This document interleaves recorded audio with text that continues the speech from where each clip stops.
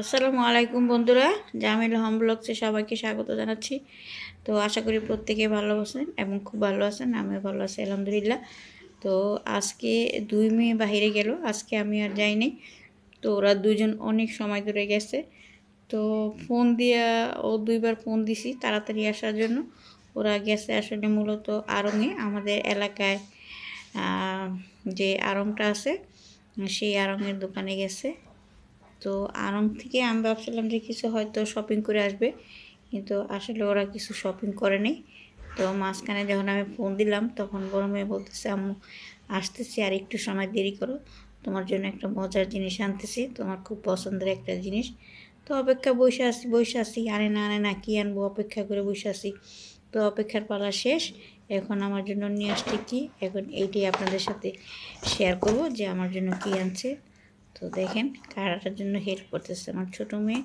দেখা যাক এটার ভিতরে কী আছে। আনবক্সিং। Wow, pizza!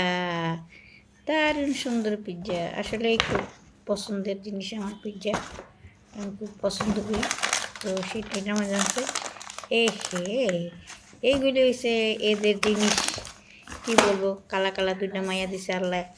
এখন হ্যাঁ সারাদিনই উপটন মাখে, এই মাখে সেই মাখে, হাজার হাজার লক্ষ লক্ষ টাকা নষ্ট করতেছে।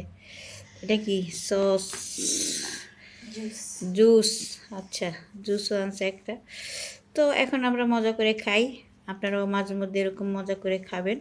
মাঝে মধ্যে আত্মাকে দিতে হয়, আসলে মাঝে মধ্যে খেতে হয়, তা না হলে হয় না। সবসময় কৃপণতা চলে না, মাঝে মধ্যে কৃপণতা বাদ দিয়ে খাবেন, নিজেও খাবেন, ছেলে মেয়েদেরকে নিয়েও খাবেন।